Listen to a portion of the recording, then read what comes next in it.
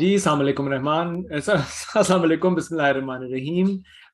हमें आज ज्वाइन कर रहे हैं on behalf of Noor international university doctor Talat Pasha साहब। डॉक्टर साहब अस्सलाम वालेकुम सर। वालेकुम अस्सलाम जी, थैंक यू। एंड मैं अपने नाज़रीन को मुखातिब करते हुए ये कहता चलूँ कि जी माशाल्लाह जस्ट फ्यू डेज अगो माशाल्लाह doctor Pasha has received the हलाल Imtiaz, has been conferred the halal imtiyaz from the President of Pakistan, which is a sense of pride and honor for not only Dr. Pasha but to obviously recognize us as a country and his services to the country which he has rendered. So बहुत बहुत मुबारक Dr. Pasha on this wonderful achievement. Thank you very much जी, बहुत शुक्रिया।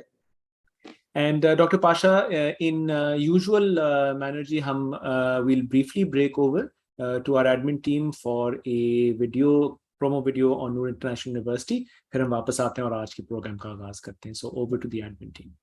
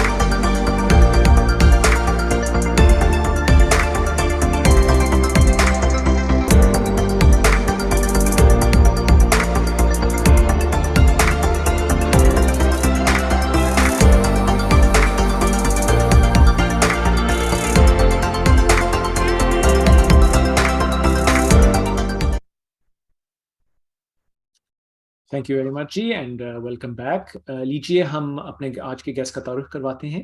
Professor doctor Talat Naseer Pasha holds a PhD from West Virginia University in the United States and has over 42 years of teaching, research and administration experience.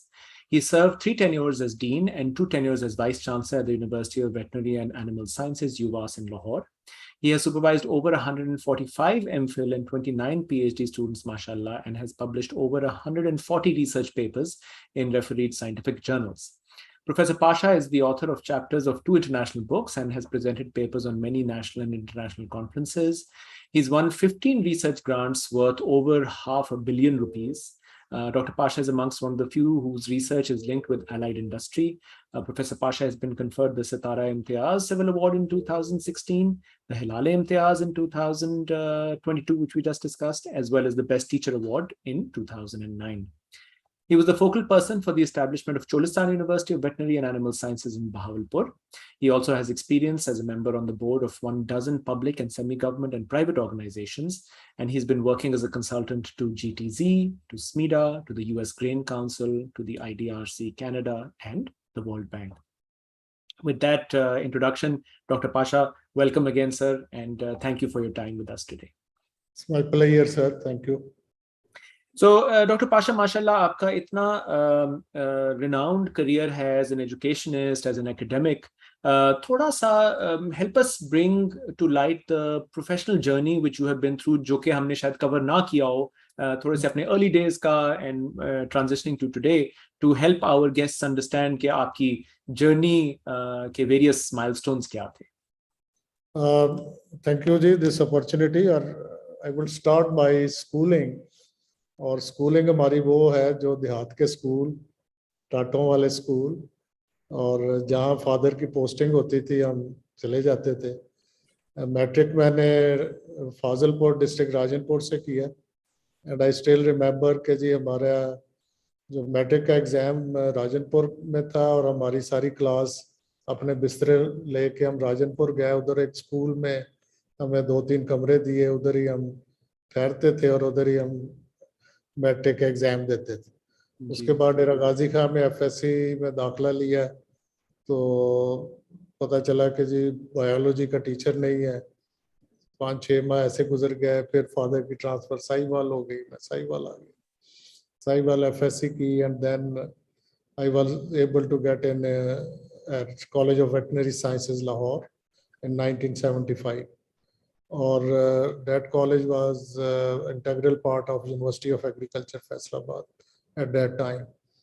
तो 1980 में मैंने graduate किया, और उन दिनों situation ये थी कि जिन बच्चों ने प्राइवेट सेक्टर में जाना होता था, ग्रेजुएशन से पहले उनके पास अपॉइंटमेंट लेटर होते थे, और जिसने गवर्नमेंट में जाना होता था, पब्लिक सर्विस कमीशन की जॉब ज्यादा होती थी, एप्लीकेंट कम होते थे।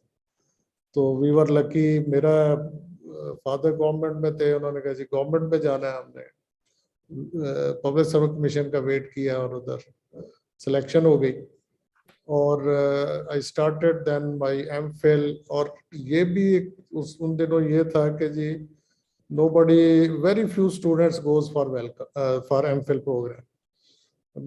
मेरी क्लास में I was the only one के जी हु ऑप्टेड के जी मैं MPhil, 120 की हमारी क्लास थी, और आई was the only one opted for MPhil, क्योंकि एवरीबॉडी गॉट द जॉब और अपने वो बिजी थे। एनीवे आई 2004 में MPhil किया, और मीनवाइल लाइस्टॉक डिपार्टमेंट में इनकी लाइस्टॉक रिसर्च इंस्टीट्यूट उकाड़ा में थी, उधर जॉब की। एंड 87 में मेरी सिलेक्शन मेरे डिपार्टमेंट में जहाँ से MPhil किया था, एनिमल न्यूट्रिशन में, वेटरनरी कॉलेज में हो गई। और जब सिलेक्शन हुई तो एक साल बाद ही US एड के स्कॉलरशिप्स आ गए, और PhD के there were 15 scholarships for agriculture university, जिसमें 2 स्कॉलरशिप हमारे वेटनरी कॉलेज के थे।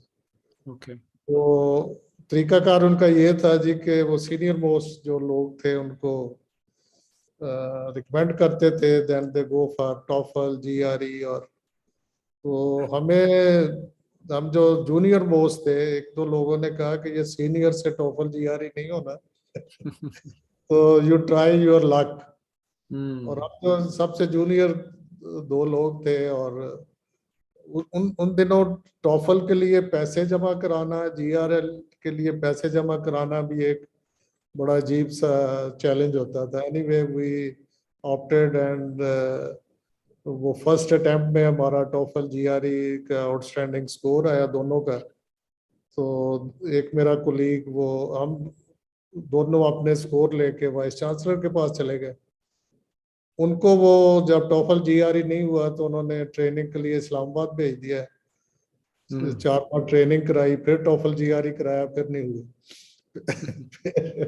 We went to the vice chancellor, और उन्होंने कहा जी कि हमारे आपके स्कॉलरशिप लैप्स हो जाने हैं, तो give us this opportunity.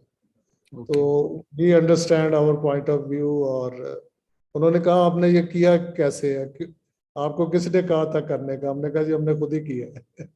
Anyway वो फिर जो प्लेसमेंट था, that was again a challenge कि हम अमेरिकन सेंटर में आते थे, वहाँ से यूनिवर्सिटियों के कैटलॉग, वहाँ से एड्रेसेस लेके लेटर लिखना।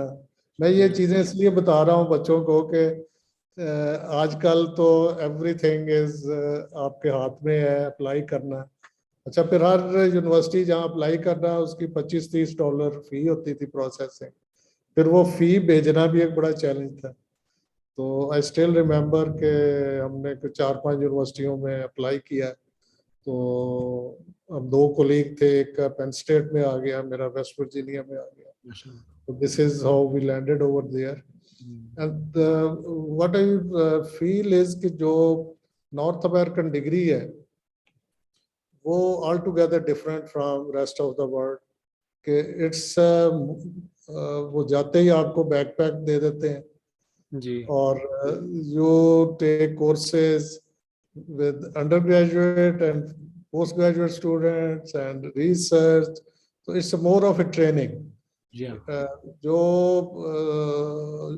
यूके या इधर था वो रिसर्च डिग्रीज थी, लेकिन हमारा कोर्स वर्क भी काफ़ी स्ट्रॉन्ग था और साथ रिसर्च का काम भी पहले सेमेस्टर से शुरू हो गया. And we were lucky that we had this scholarship opportunity और काम और काम और we learned a lot and able to get degree in वो 3.5 साल का स्कॉलरशिप था और 3.5 साल में करके हम वो वापस आए और then 2002 का टाइम आया जब मैं 93 में इनफैक्ट वापस आया था पीएचडी करके. और मेरे डिपार्टमेंट में लकीली मेरे टीचर्स भी और सारे they were all linked up with industry. Because if we talk about poultry industry, now it's the dairy industry, all the genetics is imported. But for feed, for disease control, for management, you have to provide local solutions. तो और फिर interestingly जो हमारी poultry industry है उसमें कोई 60% अब भी ओनरशिप जो है वो वेटनेरियन की है. तो they always look back towards their teachers and department for support. तो वो हमें पहले दिन से ही इनहेरिट हुई ये चीज़ें कि हमारा डिपार्टमेंट ऑलरेडी इंडस्ट्री के साथ एंगेज था और we had no issue of research funding, बल्कि प्रॉब्लम बेस्ड रिसर्च हम करवा रहे थे.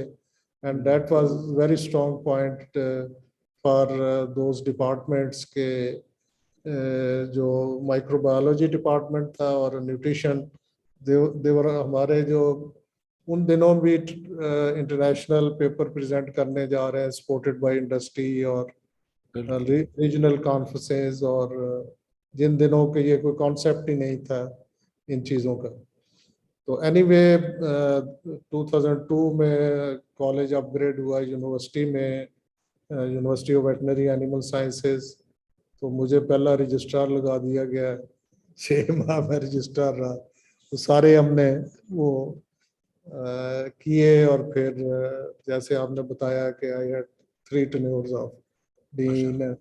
और जो मैं अभी रिसेंट अवार्ड है उसमें भी मैं जो मेन उसमें पॉइंट था वो ये था कि you are stopped in the country Times Higher Education के जो इम्पैक्ट रैंकिंग में नंबर 1 आई थी in my tenure, and जो that was the basis for this award. And then the establishment of Cholistan Veterinary University at Bahawalpur. So we took the university to the industry and brought the industry to the university. For instance, US में जितने production houses हैं वो industry चला रही है. For instance उनके farms हैं, उनके प्रोसेसिंग प्लांट्स हैं, उनके फीड मिल है, हैचरी है. तो वो इंडस्ट्री चला रही है और student real time commercial scale setup में उनकी रिसर्च एंड ट्रेनिंग जा रही है.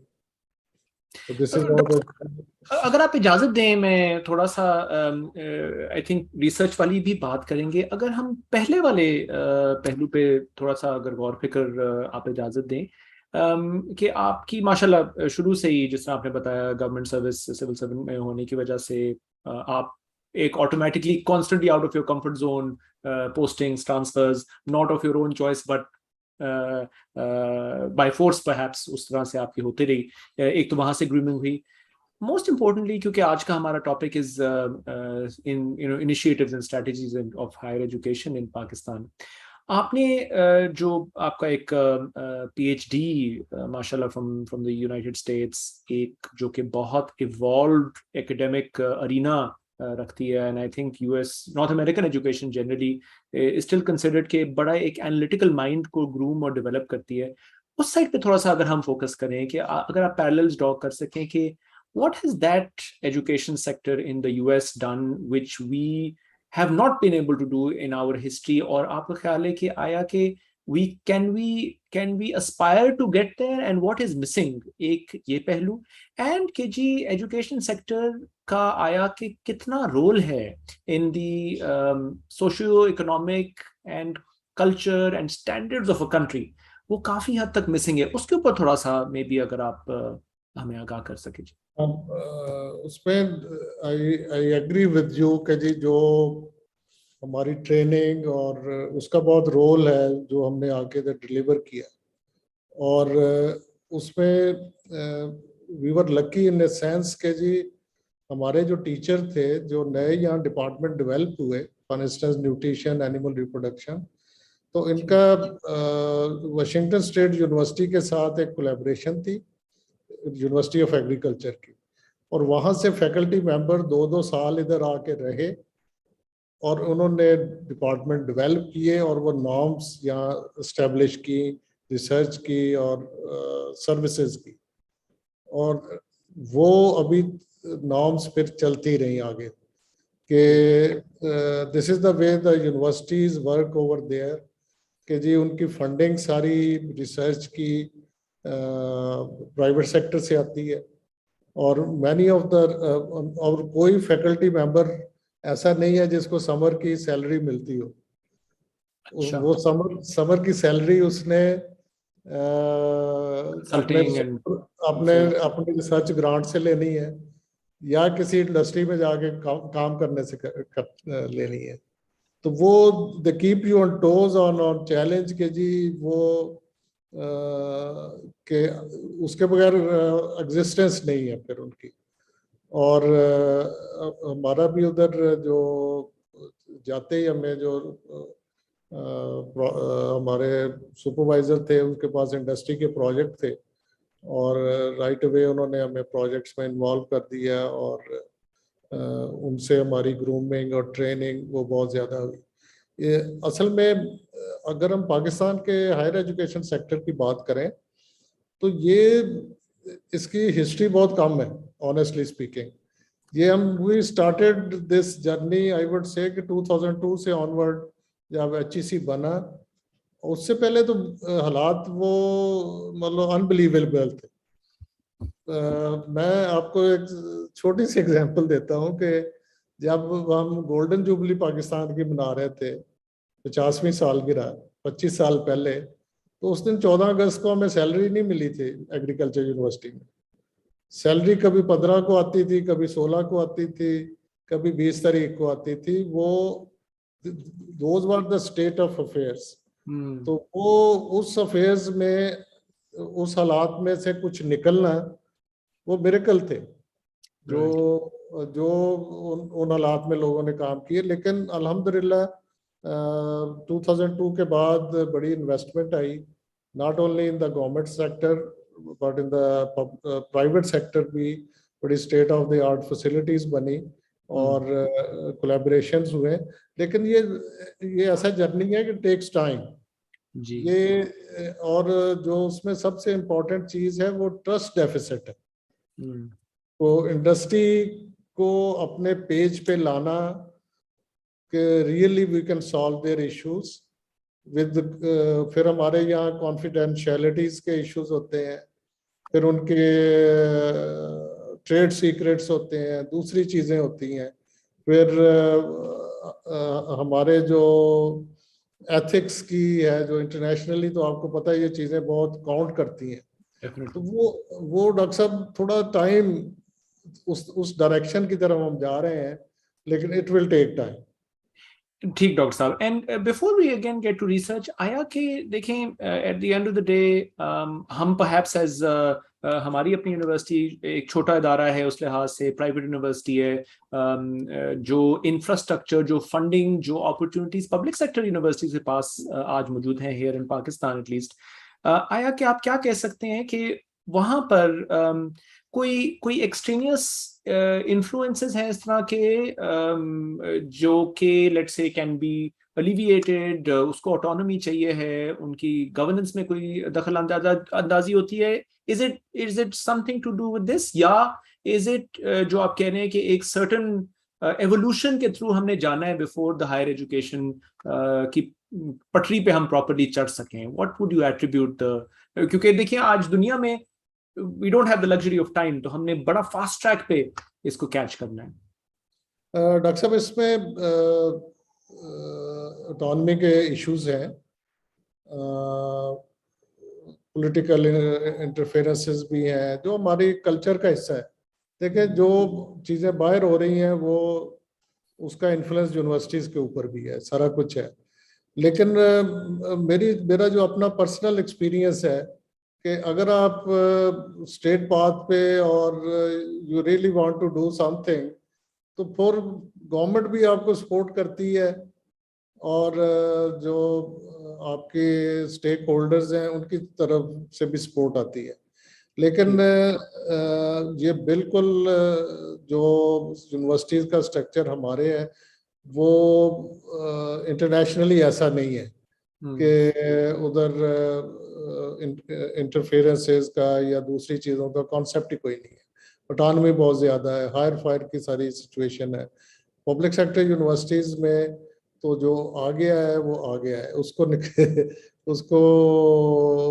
अगर काम कोई नहीं करता या वो चैलेंजेस नहीं ले रहा है, तो फॉर इंस्टेंस अभी HEC ने बड़ा अच्छा TTS सिस्टम इंट्रोड्यूस करवाया, तो वो सारे सूबों ने प्रॉपरली उसको अडॉप्ट नहीं किया।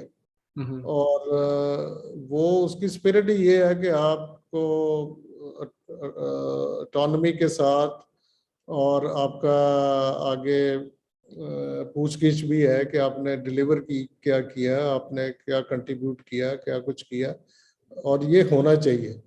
मतलब सिर्फ ऑटोनॉमी भी हमारे माशरे में या हमारे सर्कमस्टांसेस में नहीं चलती। आपके KPIs हों, आपके न्यूमेरिकल किस्म के KPIs हों कि क्या आप डिलीवर कर रहे हैं और क्या कैसे आप परफॉर्म कर रहे हैं, उसी हिसाब से आपको ऑटोनॉमी दी जाए।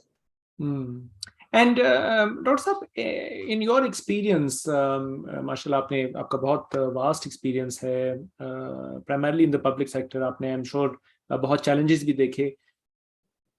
इन योर ओन वर्ड्स, आपके हिसाब से क्या वो 3-4 चीजें हैं जो कि आप कह सकते हैं are the possible solutions to the current education crisis? और माशाल्लाह हमारी 220 मिलियन की 22 करोड़ की आवाम है। I think like in any country, higher education वाकई एक प्रिविलेज है। It is not a right, not everybody can afford it neither. हमें हर स्टेज के लिए इन द एम्प्लॉयमेंट मार्केट लोग जनरेट करने, and of course everybody doesn't need to be in higher education, लेकिन दोज हु आर, उनके लिए how do we ensure कि जी ये एजुकेशन सेक्टर पाकिस्तान का can offer it's best foot forward? किस तरह हो सकता है? वो क्या 3-4 चीजें जो आपके ओपिनियन में? सबसे इम्पोर्टेंट चीज तो एक फंडिंग है। ओके, अगर हम GDP की परसेंटेज देखें तो हमारे इर्द गिर्द के कंट्रीज में कितने परसेंट ऑफ द GDP दिया जा रहा है। और I am not talking about just higher education, पूरे एजुकेशन सेक्टर को we have been pursuing the government के जी एटलीस्ट 4% ऑफ द GDP जो है वो एजुकेशन सेक्टर को दिया जाए, जिसमें को 50% हायर एजुकेशन को और 50% बाकी। एक तो ये पॉलिटिकल कमिटमेंट भी इससे हाईली इम्पोर्टेंट कि जी कैसे आप चीज़ों को लेके चलते हैं और क्या आपकी पैट्रोनेज है और कैसे आप फैसिलिटेट करते हैं। और ये काम जो है ना जी, गवर्नमेंट सिर्फ नहीं कर सकती। इसमें अब कंट्री का भी आप देखें तो जो अबाउट 50% हमारे डिग्री वार्डिंग इंस्टीट्यूशन जो 96 हैं प्राइवेट सेक्टर के, तो प्राइवेट सेक्टर को भी गवर्नमेंट को फैसिलिटेट करना चाहिए और उसमें भी वो उनकी रेगुलेशन और मॉनिटरिंग वो भी बड़ा न्यूमेरिकल किस्म का होना चाहिए कि जी ये आपके टारगेट्स हैं, ये आप मीट कर रहे हैं तो ये आप गोल्ड स्टेटस में जा रहे हैं, अगर नहीं मीट कर रहे हैं तो आप ये हम कर रहे हैं। और फैसिलिटेशन बहुत इम्पोर्टेंट है। हम ये अज्यूम कर लेते हैं जी कि ये प्राइवेट सेक्टर है तो इसने पता नहीं मनी मेकिंग का ही है, लेकिन there are very good institutions फिर जिनका एम्स एंड ऑब्जेक्टिव्स ही और हैं कि जी वो they want to serve the country और सारा कुछ है और प्रायोरिटीज उनकी। और I visit majority of the private sector institutions and their labs and their facility, their faculty and the investment they are doing is really amazing. तो Hmm. ये दोनों को साथ लेके चलना इट्स हाईली इम्पोर्टेंट. और जो हमारे मैं इस यूनिवर्सिटी की आपको एग्जांपल दूं तो हमारे कैंपसेस डीप रूरल एरिया में है. जैसे एक हमारा जोराबाद में कैंपस है. तो when I first visited over there तो जोराबाद उसकी हालात बड़े ख़राब थे. तो पता चला जी कि ये यूनिवर्सिटी बन जा रही है इसलिए हम इस पे इन्वेस्ट नहीं कर रहे. मैंने कहा यार यूनिवर्सिटी बन गई तो इससे मुल्क की बनेगी. वी अपग्रेडेड दैट और उस फैकल्टी हायर की, उधर लैब्स बनाए, एकेडमिक ब्लॉक बनाए. वो इसलिए मेरा उस पर फोकस था कि जोराबाद खुशाब में that was the only institution जो डिग्री अवार्डिंग थी. Okay. और वहाँ पे 80% बच्चियां थी. Okay. वो बच्चियां, वो हमारा कल्चर है, वो उस इलाके का कल्चर है कि वो उन्होंने अगर जोराबाद में वो कैंपस ना होता तो उन्होंने सरगोदा या लाहौर नहीं आना था. Same is with the DG Khan our campus. उस पर भी हमने इन्वेस्टमेंट की. उधर भी वुड यू बिलीव कि 80% बची हैं. तो वो उनके कल्चर है, वो we should respect that culture. और हमें ये विमेन यूनिवर्सिटीज बजाय लाहौर में बनाने के उन जगहों पे बनाने की ज़रूरत है जहाँ पे उनके कल्चरल नॉर्म्स हैं कि बच्चियाँ को एजुकेशन में भी नहीं जाती या दूर दराज घर से जाके नहीं रहती. दिस इज़ द वे कि जी हम वो इंक्लूसिव की तरफ और एजुकेशन फॉर ऑल की तरफ जाएं. और जो इलाके इस गवर्नमेंट ने काफ़ी यूनिवर्सिटीज़ जैसे बकर में, मियाँ वाली में, these are the things which मतलब very much needed. जंग में ये इलाके थे कि जो पीछे रह गए थे और उधर हुआ. लेकिन funding funding funding serious issue है. ये आपने जो डॉक्टर पाशा बात की about setting KPIs, rolling budgets की आपने बात की, एंड आई थिंक जो एम्पेरिकल यार्डस्टिक्स हैं उनको बेंचमार्क करके डिप्लॉय करना, that I think definitely is one thing. Because I can imagine कि पब्लिक सेक्टर यूनिवर्सिटीज के लिए, क्योंकि वो डिपेंडेंट हैं ऑन ऑनगोइंग एलोकेशंस, तो कम से कम देखिए यूनिवर्सिटी इज अ वो कोई खैर इंडस्ट्री भी आई गेस रिक्वायर्स कंटिन्यूटी. एक कंटिन्यूटी के लिए I think you need to have at least 3 to 5 year horizon, ताकि आप अपनी प्लानिंग कर सकें. कैपेक्स के अपने रिक्वायरमेंट हैं, ऑपरेशनल एक्सपेंस के, आपकी एचआर बजट्स हैं, ऑपरेशनल और भी बहुत नीड्स हैं.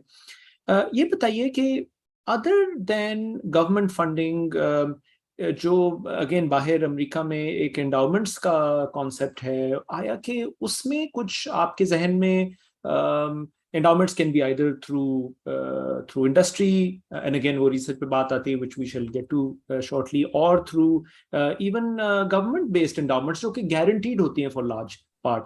Anything that in your mind comes to light कि जी एंडाउमेंट की बेस को हम किस तरह स्ट्रेंथन कर सकते हैं. And again it can be both for public sector and private sector.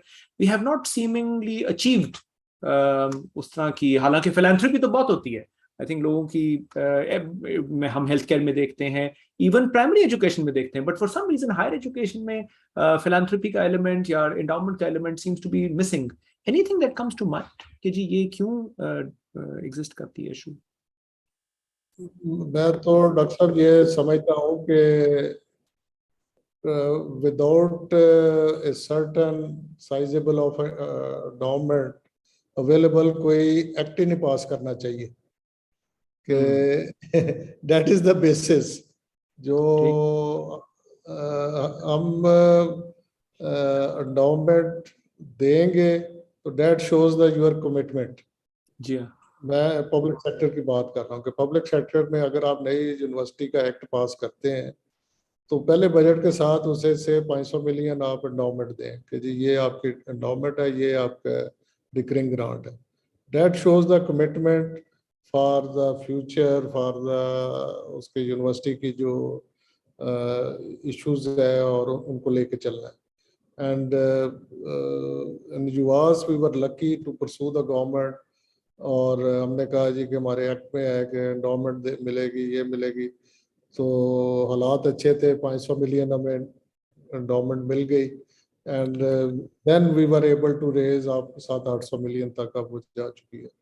तो ये एक इसके बगैर आपके सामने बाहर तो रिसर्च एंडोमेंट्स हैं, दूसरी एंडोमेंट्स हैं, तो ये चीज़ें मेरा ख्याल है कि कोई भी यूनिवर्सिटी इस्टेब्लिश करने से पहले उसके जैसे वो कहते हैं ना जी, इसका एक्ट अप्रूव हुआ हो तो एक्ट के साथ एंडोमेंट भी अप्रूव हो, that will shows the seriousness के जी इस यूनिवर्सिटी को हमने लेके चलना है आगे। Okay, noted. Doctor Pasha, research की साइड पे आते हैं। आपने जिस तरह खुद भी बताया आपका experience excuse me in research, जब आप वेस्ट वर्जीनिया गए, अमेरिका में पीएचडी आपने किया, फिर लेकिन आपने चलें, let's put that aside. I think US में बहुत industry focused, very meaningful, very applied sort of research होता है। लेकिन आपने ये भी बताया कि जब आप इधर वापस आए into academia, into main stream teaching, it seems कि तब भी पाकिस्तान में in the earlier days research oriented और प्रॉब्लम सॉल्विंग बेस्ड रिसर्च होती थी। स्पेशली आपके युवास वाले आई थिंक एरिया में बहुत एक वास्ट डिसिप्लिन है हमारी, एक huge part of the agrarian economy जो हम कंसिडर करते हैं, एक नीड थी। Where did it all fall off in your opinion? किस वजह से वो deteriorate हो गई, and how do we try and get back on track? Not just for you, but also for us as a private sector. आपने कुछ चीजों में बहुत सही point out by the way किया, जो आपने कहा ethics का issue है, confidentiality का issue और confidence, trust deficit का. How do we rebuild that? Because there is a world of opportunity. Both industry भी miss out कर रही है और academia भी miss out कर रही है. उस पे डॉक्टर साहब हमें ये देखना चाहिए सबसे पहले कि हमारे जो स्ट्रेंथ क्या है। फॉर इंस्टेंस एक पर्टिकुलर फील्ड में एक पर्टिकुलर हमारी फैकल्टी वेल ट्रेंड कौन सी है, उनकी लैब कौन सी है, और फिर हम वो ट्रस्ट बिल्डिंग के लिए वी शुड कॉल के जी इंडस्ट्री को लेके आए, एग्जिबिट करें, उन्हें बताएं जी कि ये सर्विसेज हम दे सकते हैं, ये आप सर्विसेज अब्रॉड से ले रहे हैं या उधर से ले रहे हैं, एनालिटिकल की दूसरी, तो ये हम प्रोवाइड कर सकते हैं। अगर हम सारे डिपार्टमेंट्स को कहेंगे ना जी कि आप इंडस्ट्री के साथ कोलैबोरेशन करें, तो वो पॉसिबल नहीं है। जहाँ जहाँ आपकी स्ट्रेंथ है जिस एरिया में, और इस एरिया में व्हाट आई विल सजेस्ट के द यूनिवर्सिटीज बेशक प्राइवेट है पब्लिक है, वो इन्वेस्ट भी करें over and above there normal budget, कि जहाँ उनके पास, क्योंकि heart of faculty university is the faculty, और जहाँ आपके उस पर्टिकुलर एरिया में वेल ट्रेन्ड फैकल्टी अवेलेबल है, वहाँ आप services in terms of trainings और इन टर्म्स ऑफ जो एनालिटिकल अगर लैब फैसिलिटीज़ हैं या दूसरी फैसिलिटीज़ हैं तो वो आप दें। मैं आपको एक एग्जांपल देता हूँ कि हमारे जो फीड इंडस्ट्री है, they use to send samples for amino acid analysis, Singapore सारे जाते थे। हमने पहले इंडस्ट्री एक अपनी लकीली एक हमें हॉलैंड से पीएचडी करके इसी सब्जेक्ट में आए साहब, इसी पे उनका काम था अमीनो एसिड एनालिसिस से। उनसे कहा जी कि ये हम लैब, उन्होंने कहा जी मुझे 1.5 करोड़ रुपया चाहिए। हमने कहा ये लें आप एस्टेब्लिश करें। Then we call the industry people, showed them कि जी ये हमारी फैसिलिटीज हैं, और then they stop sending samples over there. शुरू में वो एक सैंपल हमें भेजते थे, एक बार भेजते थे चेक के जी इनकी रिलायबिलिटी क्या है, ये चीजें क्या, क्योंकि उनकी सारी इकोनॉमिक्स और उनकी सारी उसके ऊपर बेस कर रही होती है कि कोई न्यूट्रिएंट ना कम देना है ना ज्यादा देना है। तो वो जब ट्रस्ट बिल्डिंग हो गई, अब उधर लाइन लगी हुई है। अब वो पता नहीं कितने करोड़ कमा चुके हैं वहां से। तो उसके लिए भी कन्वीनियंस है, इंडस्ट्री के लिए भी कि their problem is being solve. फिर जब इस किस्म के आप काम करते हैं तो थोड़ा सा आपको जो नॉर्मल रूल्स और नॉर्मल आवर्स से थोड़ा फ्लेक्सिबल करना पड़ता है। यूनिवर्सिटी इंडस्ट्री कांट वेट के जी अब वीकेंड आ गया, छुट्टियां आ गई हैं, अब वो रिजल्ट नहीं आएगा, अब 2 दिन अब बिजली नहीं है, अब ये नहीं है। तो speed and quality their main. तो वो ऐसे अगर आप कुछ काम शुरू कर लें यूनिवर्सिटीज के, जी तो यूनिवर्सिटीज इज नोन फॉर के जी ये इनकी स्ट्रेंथ है, तो then you can keep on adding. तो उससे ट्रस्ट बिल्डिंग भी होती है। और फिर मैंने तो ये इधर आके भी, उधर हम ऐसे करते थे कि हमारे हर एमफिल स्टूडेंट की, पीएचडी स्टूडेंट का जो एक्सटर्नल एग्जामिनर थे, हम इंडस्ट्री से बुलाते। ओके और मेक सेंस। उसका नक्शा बड़ा मुझे याद है कि मैंने कभी अपने एमफिल पीएचडी स्टूडेंट का किसी और यूनिवर्सिटी से टीचर को नहीं बुलाया। इंटरेस्टिंग। और इंडस्ट्री से लोग बुलाते थे, और मेजॉरिटी बच्चे आफ्टर वाइवा वो हायर करके ले जाते थे। वो एक कॉन्फिडेंस बिल्डिंग की एक बहुत अच्छी। फिर हमने एक और काम शुरू किया जी कि जब पीएचडी की सिनॉप्सिस है, तो सिनॉप्सिस में हम इंडस्ट्री से प्रोफेशनल्स को बुलाते थे जो इंडस्ट्री में बैठे हुए हैं जी, कि ये हमने प्रोजेक्ट बनाया है और we will need your input कि जी व्हाट डू यू थिंक कि जी इसमें नाउ इज द स्टेज कि आपको इसमें अमेंडमेंट चाहते हैं, पैरामीटर ऐड करना चाहते हैं। फिर वो बात कहते थे जी ये हम कंटेम्प्रेरी कंपैरिजन के लिए ये स्टडी यूनिवर्सिटी इंडस्ट्री में करेंगे, आप इधर करें। तो वो एक वही है, ट्रस्ट बिल्डिंग है कि जी we I are think work. ये इंटरेस्टिंग आपने दो चीजें कही हैं। आई थिंक हम आई विल डेफिनेटली इनकरेज हमारी अपनी एडमिनिस्ट्रेशन एंड फैकल्टी, ये जो आपने, these are very logical first steps कि जी एक्सटर्नल एग्जामिनर्स को बुलाएं when the research is being presented, and synopsis review कि जी अगर आपने कोई अमेंडमेंट या कोई रेलेवेंस इसके अंदर लेके आनी है या it would be helpful to you, हम अपने कॉस्ट पे कर रहे हैं। Maybe in the second stage आप उनको ट्रस्ट बिल्ड करके कह सकें कि अच्छा जी will make it relevant for you as far as bringing more practicality based things to you. वो बहुत एक अच्छी अपॉर्चुनिटी है। तो this is the way of trust building कि जी आप उन्हें समझते हैं कि we are here to solve your problem. जी जी जी, ठीक हो गया। एंड डॉक्टर पाशा ये बताइए अब, as last thing, one of the last things कि यहाँ at the University of Education, anything which you can share with us as a younger university जो कि आप कह सकते हैं has been feathers in your cap, either in terms of administration or improvements or along the vision of जो आपने execute किया है? उसमें सर जैसे मैं आज भी हमारा सिलेक्शन बोर्ड था, सबसे पहले तो अनफॉर्चुनेटली जो लीडरशिप है ना वो बड़ी इम्पोर्टेंट है कि आपके पास प्रोफेसर्स हों, एसोसिएट प्रोफेसर्स हों जो Right. डिपार्टमेंट को लेके चले। तो अनफॉर्चुनेटली जब मैं इधर आया तो 2 प्रोफेसर्स थे सिर्फ, और 26,000 स्टूडेंट हैं, 9 कैंपसेस हैं, देयर वर ओनली 2 प्रोफेसर्स। तो हमने आके कोई आज आज के समय 36 सिलेक्शन बोर्ड कर दिए कि जितनी भी वेकेंट पोजीशंस थी वो उसको फिल कर रहे हैं। अब 25 प्लस प्रोफेसर्स हैं, 54 एसोसिएट हायर किए, 125 असिस्टेंट, और all on merit on PhD, और पूरे तरीके के साथ लेके आए।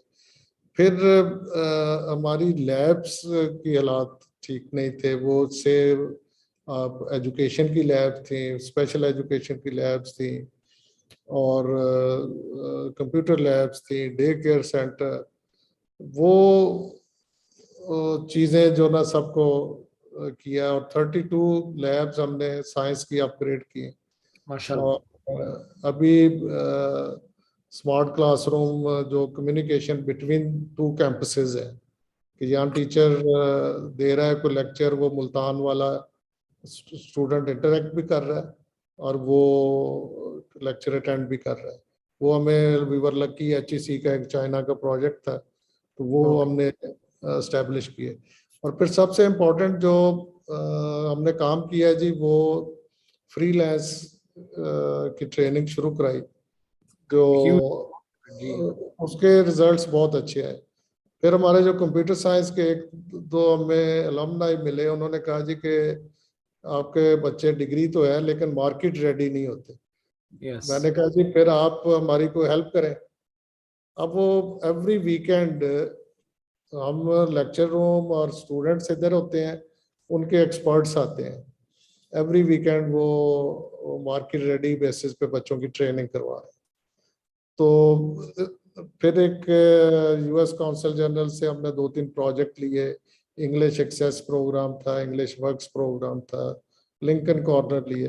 वो सारी चीज़ें जो है वो डिग्री के अलावा बच्चों में कॉन्फिडेंस बिल्डिंग के लिए, पर्सनैलिटी डेवलपमेंट के लिए, ग्रूमिंग के लिए, मार्केट की रिक्वायरमेंट के मुताबिक उनको तैयार करने के लिए वो किया। क्योंकि इस वक्त सबसे इम्पोर्टेंट जो इशू है वो जॉब्स का है। तो वो अगर बच्चा हमारा डिग्री के साथ उसमें सॉफ्ट स्किल्स की भी ट्रेनिंग है, और इधर एक हमने विमेन डेवलपमेंट सेंटर बनाया है, वो सारी चीज़ें बिजनेस इंक्यूबेशन सेंटर जहाँ स्टैब्लिश किया। तो अलमनाई का ऑफिस ही नहीं था, वो स्टैब्लिश किया। पहला अलमनाई गेट टुगेदर हम सितंबर में करने जा रहे हैं। तो जब आप बाहर निकलते हैं तो पता चलता है जी कि अलमनाई कहाँ कहाँ पहुंचे हुए। We got over hundreds of scholarship अपने अलमनाई से। तो पहली दफ़ा यूनिवर्सिटी में 20 ईयर्स हो गए हैं regular registrar, regular treasurer, regular controller और रेगुलर प्रो वाइस चांसलर लगाया कि सब लोग आएंगे। इससे टीम वर्क, बिल्कुल उनको पावर्स डेलीगेट की कि decide at yourself, decide at yourself, come up with your idea, सबको साथ लेके चले। तो एम्पावर किया, और जो ओपन डोर रखी के हर क्लास को मैं अपना ईमेल एड्रेस देता हूँ जी कि अगर आपका मसला नीचे से हल नहीं होता है तो अपने ये आपके वाइस चांसलर का ईमेल है, उसे कॉल करें। तो वो आपको कभी अब कोई प्रॉब्लम नहीं, बच्चे होते हैं प्रॉब्लम आते हैं, लेकिन वो अब एक पता चल गया है जी कि एक तो बंदा ये सुबह 8 बजे आ जाता है और मैंने कभी किसी से नहीं पूछा कि आप कितने बजे आते हैं। तो दूसरा है जी कि उन्हें पता है जी कि स्टूडेंट फर्स्ट पॉलिसी है, कोई ईमेल आई तो वो उसका फॉलो अप होगा, रिस्पांस होगा। तो जी हमारा थोड़ा सा सिस्टम ऐसा है कि लोग ऊपर देखते हैं कि ऊपर के हालात चल रहे हैं, उसके मुताबिक ही काम करते हैं। तो लेकिन अल्हम्दुलिल्लाह very innovative, very good faculty और बड़ी ही अच्छी टीम है।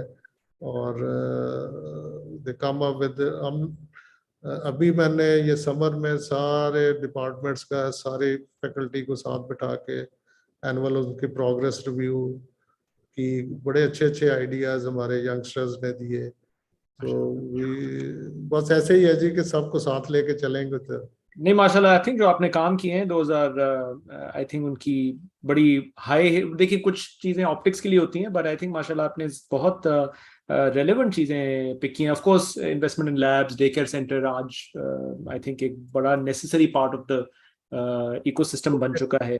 फ्रीलांस की ट्रेनिंग, कंप्यूटर साइंस वाले आपने बात की, वाकई I think computer science for the sake of computer science नहीं पढ़ाना, it they need to be market ready to face the current challenges of what the market is demanding. Women Development Center, Business Incubation Centers, these are all things.